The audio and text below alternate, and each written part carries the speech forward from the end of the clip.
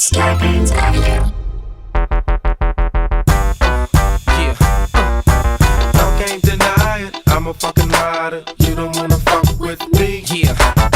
Hey guys, welcome to another Skele-toes Country, the virus edition. We love doing this pod for you. Hope you had a good weekend. We're recording this on the Friday before, so if the world blew up over the weekend, we're sorry. We'll still release it, though. At least we released it. When the world is a barren wasteland, You we'll got know. us. If we get 2 views after an apocalypse, I'll take it. I'm going to count that as a I'll great be like, video. hey, we got a like. Is it getting any hits? Get any hits? Is it getting any hits? These are the Pandy Pods. This is the Basement Takes. I love that Ed Ellington. If that's Ed Ellington who came up I'm with giving that. it to Ed Ellington. The Whether Basement Takes. We are the Sklar Brothers, and this is what we do. Daily podcast, 30 minutes every day to give you a little break. No charts.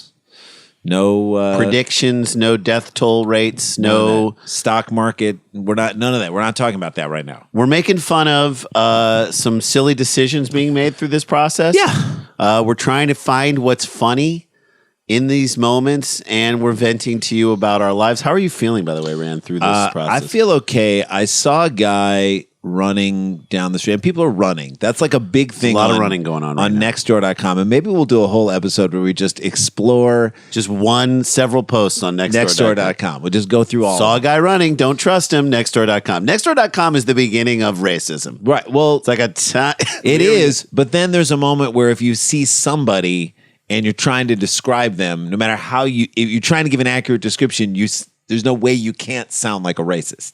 Because even if you identify, hey, there's a white guy running, why the fact is he's white? Why does that have to do? Why does that have to do anything? Because we're trying to help you. So people are running. Okay. So Nextdoor.com is a tattletale site. Yeah, and I'm telling on you. I told the the web. story. So there was a chicken running loose in Silver Lake. Is there anything more Silver Lake, Los Angeles than a chicken running wild? And someone was talking about it and how it looked like it was crazy. And then, of course, my wife, Amy, had to poke the Nextdoor.com bear, if you will. And she said, she commented on it, how funky was that chicken? You can't do that, because then someone followed that up with a comment, that is a real chicken with real problems and real issues.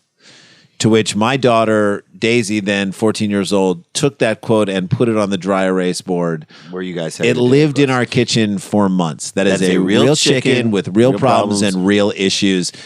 Crazy lady from Nextdoor.com. At least you attributed it to something. She was almost too nice to that woman. So there's a big issue about running. I don't know if people are walking in their neighborhoods, and hopefully you're listening to this podcast, getting a little bit of fresh air. Yes. Maybe you're walking around your lawn. Maybe you're trying to find that one moment where people aren't out and you can walk through your neighborhood, and that is actually good and healthy for the soul and the body. But there's a lot of people. There are a lot of people walking in my neighborhood, and people are running and sweating and breathing out, and putting all their whatever they're out into the world, and it's bothering people. And the truth is that, and my wife wants to post on that. I'm like, don't. You already messed up that spot. Don't post on Nextdoor.com. So she wants to post on Nextdoor.com. If you're running in Silver Lake, Shut your mouth. Shut your mouth, and you go into the street. If you're running, don't take the running path. You go. If you have to run, she's gonna make go into the street. A lot of so that was like a big discussion I had. If you have to run, the walkers get the right of way because you're on a walking path, and she feels very, very strongly of it. So strongly that now I have to feel strongly about it. You know, those issues. She literally was like, digitally hold my beer. Yeah, I'm going in. She was like, digitally, I'm gonna digitally hold you back. Digitally hold my 9 Wests. Hold my earrings. Hold my 9 Wests. Hold my clip-ons. I'm going in. Hold my weave. I'm going in on this I was fight. like, no. This is not a Caribbean brunch on Real Housewives of Real NBA wives. No. You got to stay back. Let this run its course. That's right. No pun intended. That's right. And if it does have to run its course, go out in the street if you need to. I said, look, maybe you need to go Just out. quote Michael McDonald of the Doobie Brothers. You don't know me, but I'm your brother? No. Taking it to the streets. There was a time in the early 80s where Michael McDonald sang on 90% of the songs that were released. He was the white Nate Dogg. I've always said this. Yes. Nate Dogg in the 90s and early 2000s. Come on up to my castle, baby. See you got things on your mind. Come on up to my bedroom, baby. Heaven things is just fine. So so she wanted to write something on there, and in the midst of all of this, where I was trying to tamp down the don't make a thing about don't rile them up. Don't rile them up. What was that from? I forgot what it was. We were watching some sporting event, and we were riling up other people. Yeah, and they were just, and our anger and Matt Price kept saying, "Don't rile them up." He'd start chanting, and that was riling us up. But in the midst of all this running controversy, I saw a guy outside, and again, my whole thing is don't enter the rile them up. Don't enter the fray. And I saw a guy running on my street, barefoot running. You know, there's that trend of it's not even Skele-toes. Bro. We saw a guy in Skele-toes in a suit at the airport. I hope you land on a hypodermic needle. What meeting are you going to where is it that Skele-toes are, you can wear that and I think it was a 3-piece suit. You can't be that important to wear those. You either have to own the company or you're an afterthought. Like even on Silicon Valley, when Gavin wore, I was like, that might be gilding the lily bit. We saw it live, and I'm like, I can't even get angry about it. It's live. We saw it in the world. Saw it in the wild. This guy was running barefoot. I'm like, whatever skin things you're just putting out into the world. And I guess there's this idea that, run barefoot. That's the way our ancestors ran. Well, our ancestors weren't running on, there wasn't a lot of broken glass. Our ancestors didn't have the choice. It wasn't like, Neanderthal man was shunning Nike. Yeah, it wasn't like Yeezys came along and they're like, I think I'll just stay with I'll stay with these calloused feet. Right.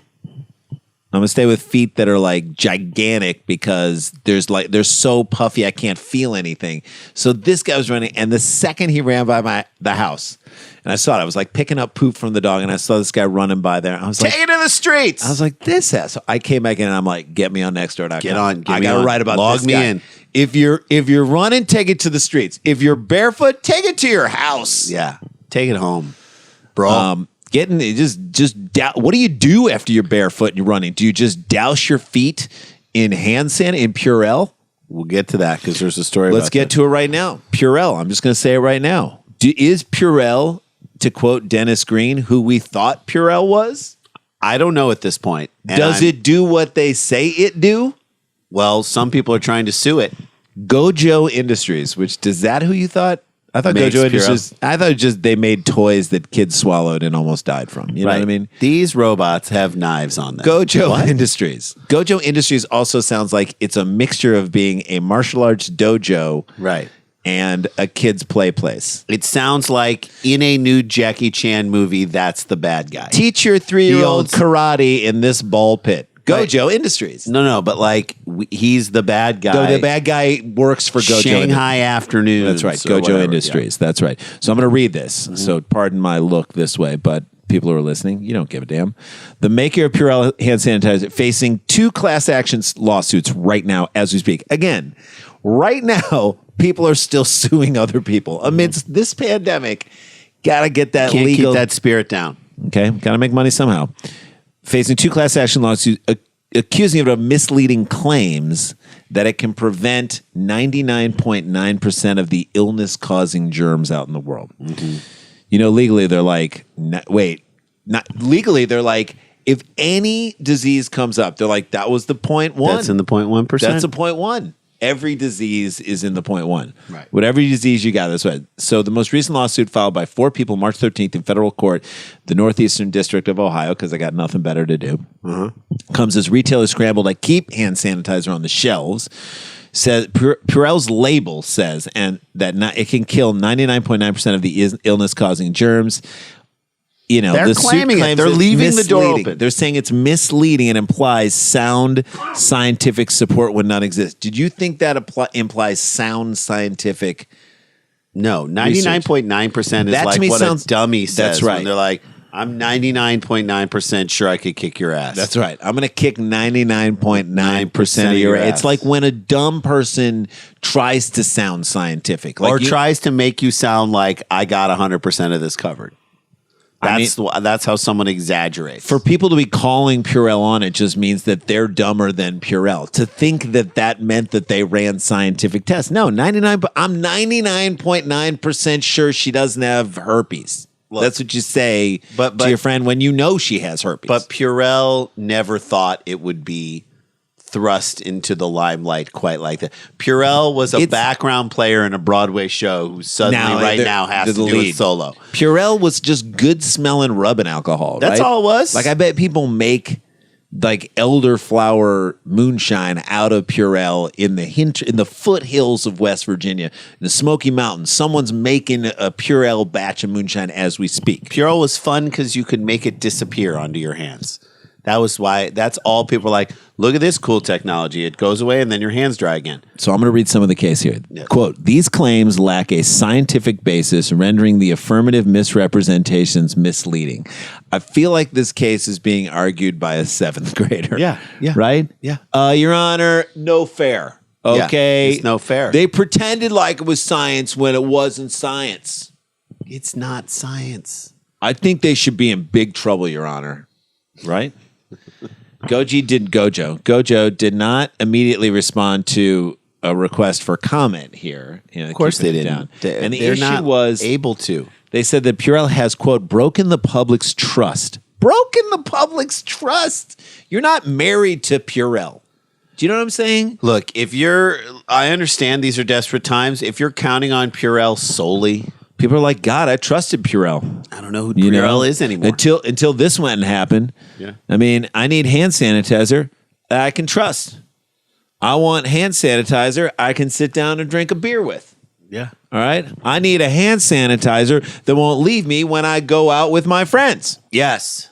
I want hand sanitizer that shoots straight. When they say 99.9%, I want to know that they ran the tests. But 99.9% does leave the door open. I trusted you, Purell. Look, you can't put too much weight on Purell. That's too much weight on a thin back. That's right. So in January, the U.S. Food and Drug Administration sent a letter to the maker of Purell warning Gojo. What are you using, Purell?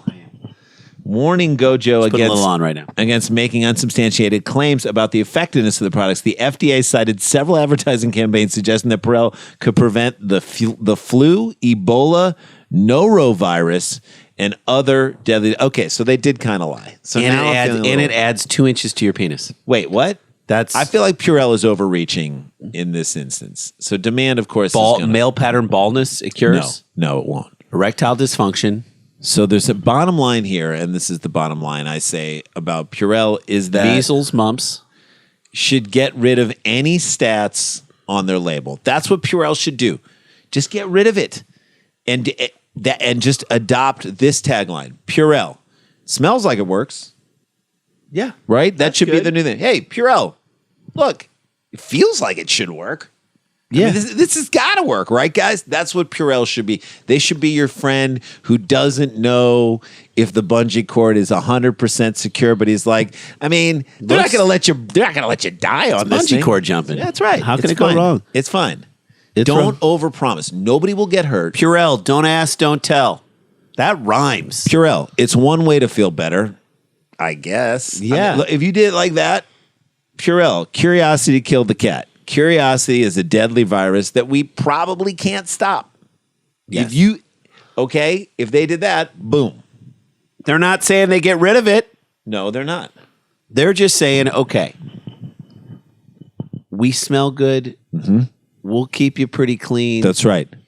Also, don't touch a lot of people and put your hands in your mouths. Yeah. And then don't drink us. But we smell pretty. We're pretty good smelling rubbing alcohol. That's what they should say. And that's it. And I don't know if they're going to win these lawsuits, because at first, before I started, I was like against them, but now I'm actually, I was on their side, but now I'm kind of against them. I don't know who. I don't know who to root for anymore at all. I think that's because no sports have been around. There's no sense of good and bad. You're trying to say, who do I root for here? There's no home team, no away team. There's no good. There's no evil anymore. This virus has removed my ability to understand who we should root for. My rooting compass is now gone, completely gone. And let's take a break, shall we? Yeah, let's take a break. In this break, before we head to break, we have a voicemail, where we have a little voicemail from our good buddy Dan Van Kirk. Oh, yeah, Dan Van Kirk. Who has a new podcast himself. He's going to tell you a little bit about that. People are always asking us during this time, what else should I be listening to? There's a little recommendation. Dan Van Kirk has the Good Night Show. Is that what it's called? Our co-host, the Good Night Show, I thought was a kids show on PBS. The Midnight Show? No, that was I don't know what it is. Dan's going to tell you what it is. Sleep Tight Show? It is a late night show that you can go to sleep to that will make you feel good. That's what Dan Van Kirk does. He makes you feel good. He is our co-host from Dumb People Town. And check this out, and then we'll go to break. Hey, this is Daniel Van Kirk. You're actually listening to the theme from my brand new podcast called The Good Night Show. It's a late night podcast that drops every single night wherever you get your podcast, and it's light and it's fun. Episodes run anywhere from maybe 15 to 20 minutes, never more than 30, and we cover topics like history of pop culture or notable days that are happening that week. Everything from small town news to positive things that we've seen from around the internet or have even been sent in by you. Plus, we have unsolved mysteries, sex and relationship advice, and a couple times a month we even bring in a guest for an interview. And those will be people from the comedy world and beyond. It's called The Good Night Show. I hope you check it out, and I hope you like it.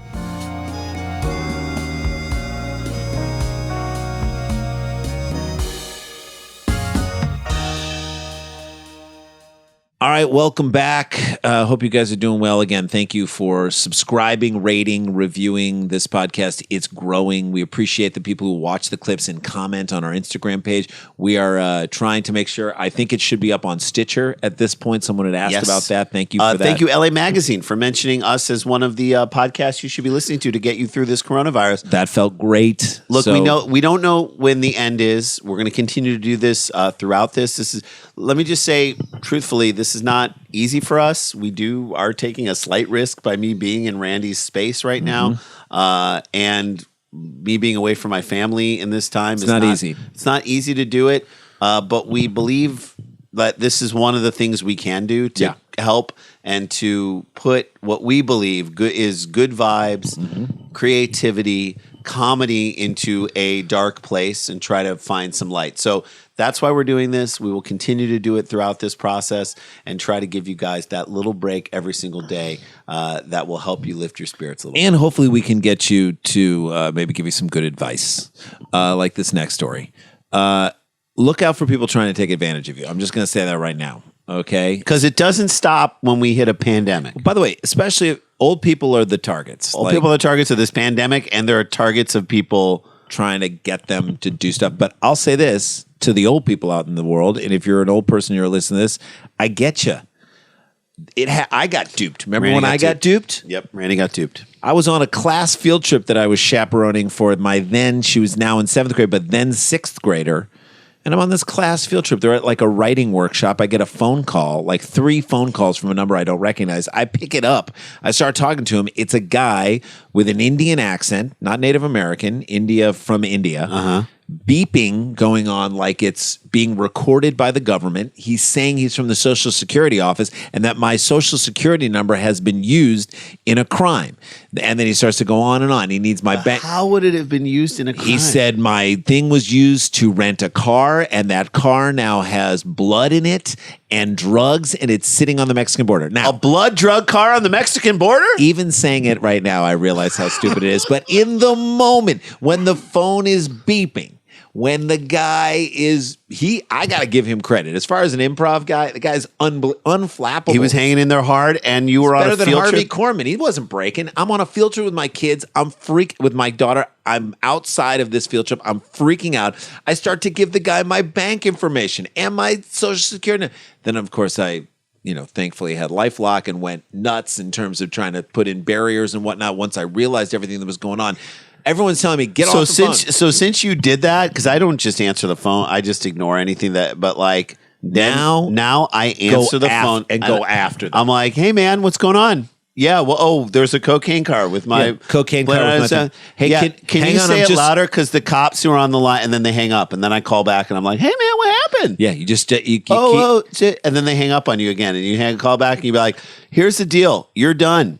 You're finished. I know you probably don't care about this and you're just trying to make money, but you made a huge mistake getting into this business because now your life is over.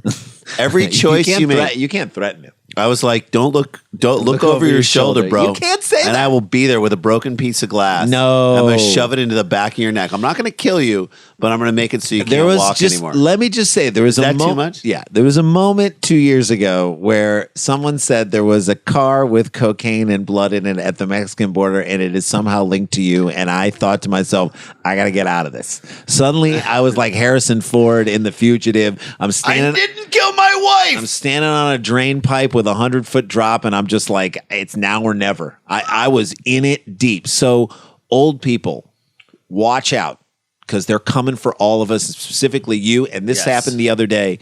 If something comes up and someone accuses you of anything in these moments. Yesterday, a Brookville, this is on Thursday, so this is dropping on Monday. So last week, a Brooksville, Florida man, of course this happened in Florida, received a COVID-19 relief check from the government for $3,000 in the mail. Okay.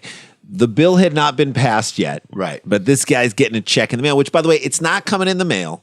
Just like the Social Security office will never call you. They will send you a letter. So it's not coming in the mail. It's going to be added to your tax relief. Right. When taken off of whatever you owe on your tax. And so you're not even going to get the money. But like the $2.2 trillion thing hasn't even been passed yet. And then it said on there, call a number on the accompanying letter to continue to claim relief checks in the future. That's the beginning. They're like, oh, I get to keep claiming. Yeah, here's you just the have $3,000 check. We're going to give you more. Keep claiming stuff. So when a local news station, kudos to the, I mean, I'm assuming the person walked the letter over to the local news station or just did whatever. No, they called them. They probably took a photo on a landline. Yes, on a landline. Connected to the wall, called the local news station, which they probably had on speed dial. Right. That probably like the local news station, this person in Brooksville, Florida, is like right above one of their uncles. Yes. In the list of nephews. Things that's right. In the list of the nephews. That's right.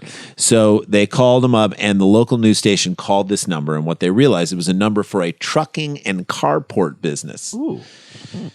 That's exactly the type of people who do this stuff. A trucking and carport business. To me, if someone says, "What are you in? What kind of business are you in?" But doesn't that give it away? What kind of business are you in? Trucking and carports. The mob. You're in the mob. Yes. You are in the mafia. You're trying to scam old people. It's the same people. If it's in Florida and it's the mob in Florida, I'm like, these are the McMillions people. Did you not see McMillions? Okay. That's who these people are. This is how they're trying to get your money.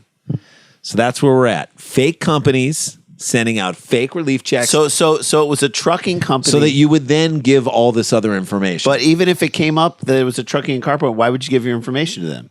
I don't know if she gave this person or he No, I'm just saying, but like that to me is where this story falls apart, because if they called that number and it came up as a trucking and carport company, I mean, then wouldn't you, as saying, oh, sorry, I got the wrong number, I guess. I'm just trying to collect. I'm just saying, 2 years ago, I was on the phone outside of my kids' cocaine car at the border, Mexican and I was border. like, how do I get down there and stop this? Who died? You thought you were in Breaking Bad. That's right. I'm like, how do we erase this? Who am I throwing into a bucket of acid to make this thing go away? That's literally what I started with here. I haven't started watching Game of Thrones yet because I just don't have the You need to, stamina. Jay. You need to. 2 episodes a day. I could be through this by the time this thing ends. Yeah. And what are there, like 80 episodes? I don't know. 100? It's a bunch. Not 100. And they're like an hour and a half each? I mean, here's the thing. Old person sees a letter come from the mail. They're like, got to be official. Yeah. It has to be official. Because that's how they grew up. That's right. I got a letter. Be careful. We are debunking everything on this show today. Purell, fake relief checks. My baby, she wrote me a letter.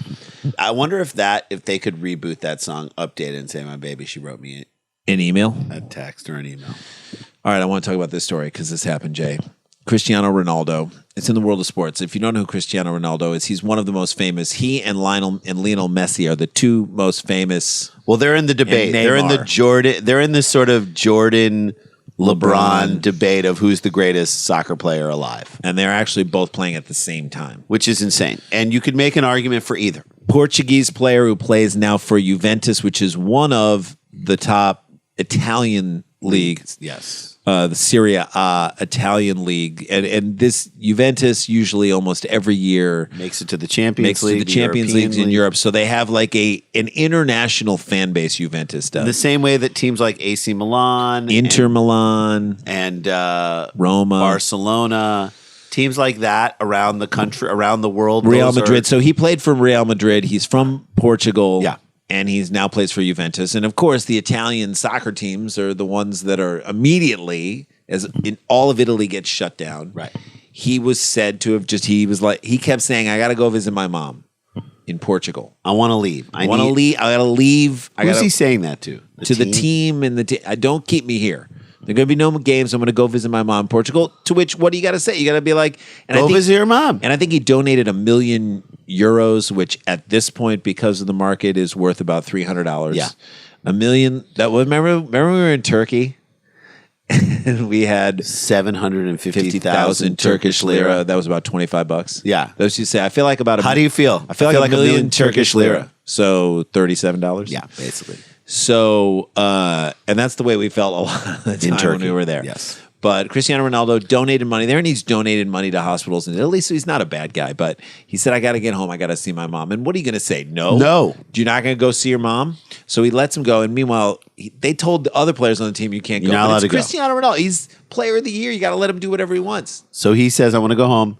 And then he starts posting pictures online. There were pictures posted online. I don't know if it was him posting or people caught him lounging, hanging out by his pool, shirt off. Now, this guy is in insanely great shape. Even for a soccer player, most soccer players are in incredible shape. This guy is like Chris Angel. He's like the Chris abs. Angel of which we've always said, the Chris Angel. You don't need that many abs to do magic. You do not need, and most magicians in Vegas, particularly, they're vain. They're in good shape. They're orange. Lance Burton. We all know what he looked like. Sure. Chris Angel. He was too cut. Too ripped. You only need one ab for magic. That's right. Abracadabra. That's what we say. That's the only ab you need. So now he's in trouble, out by the pool. He's upset his team. How is this? Yeah, because they're all like, well, wait, why can't we go? But if I'm him and I have abs like that, let's reverse it. If you did have abs like that, you'd want to show them off. Right. Okay? During a corona sequestering, a quarantine, at a funeral, at a bris, you'd probably wear a half shirt just to show what you got. Building dedication. Come on. A building dedication. You can't be that guy. You're not worried about money. You're not worried about anything. If you have to, don't let anyone take your picture. That's right. Or get an indoor pool. Get an indoor pool, or you have enough money to get an indoor. Don't lounge out by the pool. You got out of your situation. If you're not going to go home to visit your mom like you said you were, or go visit your mom. I want to tell the story about the building dedication, and then we'll get out of here. Okay. Do you remember? So when we were kids, when we were little, probably like, 10? Yeah, 10 or 11. 10 or 11, and we were young, just about to hit puberty. I think it was 11 or 12 because our bar mitzvah was one of the last bar mitzvahs at the old synagogue. That's and then right. They opened the new synagogue. So they opened up a new synagogue that we went to in St. Louis out west in St. Louis by us, and they broke ground and they started to build they had a cornerstone ceremony. Right, where they did it. Now, our parents around that time, and maybe it's because our parents didn't have a lot of money, they weren't buying us new clothes every time we grew. Yeah. We usually wore clothes past the point of when fitting. We should have been. Yes. Because we just needed to make them fit. And they said we were constantly picking at our crotches. Just like pulling out. Underwear out, and I guess the shorts were too small, and we were just constantly. And our parents, for a brief period of time, 82, 83. brief period of time, some of the only communication we'd have with them: stop picking your crotch. Which, by the way, I get that. Stop picking your crotch. I have an 11-year-old boy, and there are things that I tell him Stop to do picking constantly. your crotch. Stop picking your crotch. And our response back every single time is, We're not. We're not picking our crotch. We're not. So the building dedication. We're not. We were so adamant about not picking our crotch. So the building dedication happens, and it happens out west, and there's a photographer to document it. Now, for some reason, why did we feel the need to stand right behind the rabbi as he dug the first thing of. Well, he was laying a brick into he did dig a thing, and then he was laying the first brick into the cornerstone that later became the sanctuary of the synagogue. It was biblical, the cornerstone. Right. Okay, this guy's the cornerstone of our community. Rabbi Lipnick putting the thing down in there. Okay, and we'll tell one Rabbi the Lipnick. builder refuse. Okay, so and then we'll tell one Rabbi Lipnick story, and then we're out of here. And so there were pictures of us standing by again In the paper. Our response to our parents all the time, where they're like, "Stop picking your crotch." We're like, We're not. We're not. In the local Jewish newspaper, the Jewish Light in St. Louis, there was a picture of this stone dedication, and we are standing behind the rabbi, watching him put the brick in. And what are we doing? Picking our Both crotch. of us, like deep. So like 3 fingers deep into pulling material away from our journalistic junk. evidence that our parents were right and we were wrong. Just crotch grabbers. That's all we were at that time. Picking at our crotches. And it wasn't even sexual. It was just to get relief from clothes that were too small. I know. Jay, so tell this story and then we'll get out of here. All right, Rabbi Lipnick. Should we save it for tomorrow? All right, yeah, we'll say that tomorrow. We'll tell you a great Rabbi Lipnick story. A great Rabbi Lipnick story on the next show. All right, there we go. There you go. That's a show.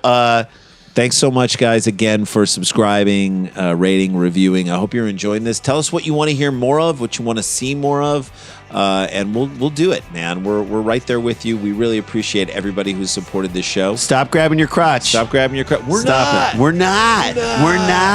We're not. We love you guys. Punch a water faucet and then go wash your hands. We are out.